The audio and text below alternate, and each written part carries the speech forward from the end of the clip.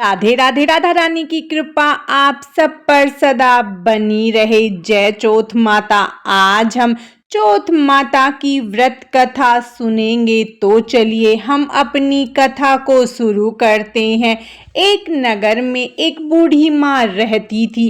वह अपने बेटे की सलामती के लिए 12 महीनों की चौथ का व्रत करती थी। हर चौथ पर पंसारी से थोड़ा सा गुड़ और घी लाकर 4 लड्डू बनाती, एक बेटे को देती, एक से पूजा करती, एक हथकार के लिए निकालती और एक चांद उगने पर खुद खा लेती थी। एक बार उसका बेटा ताई से मिलने गया। ताई ने चौथ का व्रत कर रखा था। ताई से पूछा, माँ तो 12 चौथ करती है। ताई बोली, तेरी माँ तेरी कमाई से तरमाल खाने के लिए 12 चौथ करती है। तू प्रदेश जाए तो वह एक भी चौथ नहीं करेगी। लड़के को लगा ताई सच कह रही है। घर आकर माँ से कहा, मैं प्रदेश जा रहा हूँ, यहाँ तू मेरी कमाई खाने पीने में ही उड़ा देती है।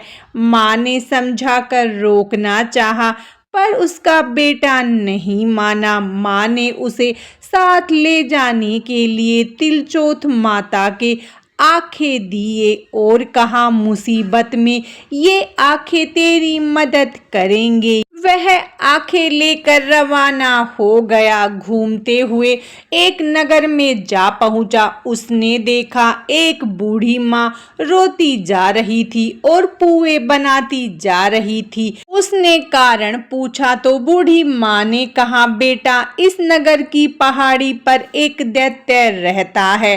वह पहले नगर में आकर कई लोगों को खाने के लिए मार देता था। अब राजा हर एक घर से एक आदमी दैत्य के पास भेजता है और आज मेरे बेटे की बारी है, इसीलिए रो रही हूँ और उसी के लिए पुए बना रही हूँ। वह बोला, तू पुए मुझे खिला दे, तेरे बेटे की जगह मैं चला जाता हूँ। बूढ़ी माँ ने खीर पुए उसे खिला दिए। खा पी कर वह तो सो गया। रात को सैनिक आए तो बूढ़ी माँ ने उसे भेज दिया। दैत्य के सामने पहुंचने पर उसने चौथ माता के आंखें दैत्य की तरफ फेंक कर कहा, हे चौथ माता, यदि मेरी माँ मेरी सलामती के लिए व्रत करती है तो दैत्य का सिर कट कर गिर जाए।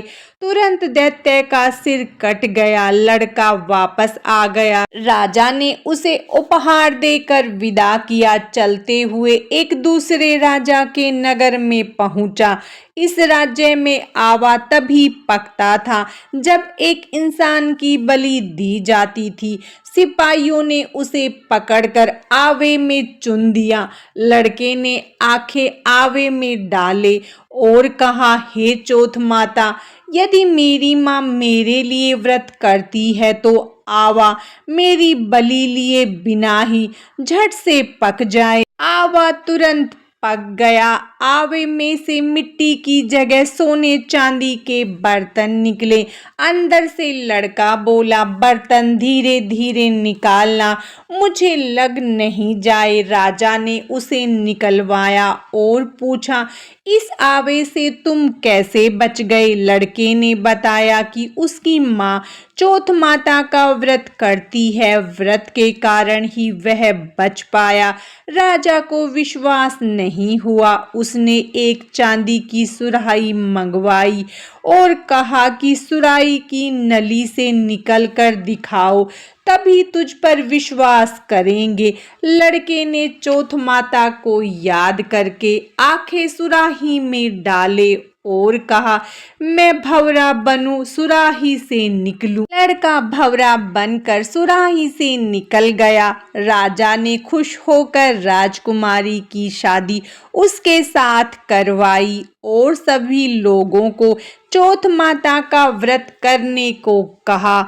उसे माँ की याद आई। उसने राजा के पास जाकर खुद के नगर जाने की इच्छा जाहिर की। राजा ने रथ घोड़ा, हाथी और खूब सारा दान दहेज देकर उन्हें विदा कर दिया। चौथ के दिन अपने नगर जा पहुंचा वह अकेला, पंसारी के यहाँ माँ का इंतजार करने लगा। सोचा चौथ है तो माँ यहाँ जरूर आएगी। थोड़ी देर बाद लकड़ी टेकती हुई माँ आती दिखी। बेटा माँ के चरणों में गिर पड़ा, कहा माँ मैं तेरा बेटा हूँ, मुझे माफ कर दो। माँ ने उसे गले लगा लिया। लोग चौथ माता जय जयकार करने लगे। उस नगर के सभी लोग चौथ माता का व्रत करने लगे। हे चौथ माता, जैसे बूढ़ी माँ और उसके बेटे की सहायता की वैसी हमारी भी करना। कहानी कहने सुनने वाले और हुकारा भरने वाले पर भी अपनी कृपा करना। बोलो चौथ माता की जय, चौथ माता की जय। चौथ माता की व्रत कथा समाप्तम। चौथ माता की कृपा आप सब पर सदा बनी रहे। राधे राधे।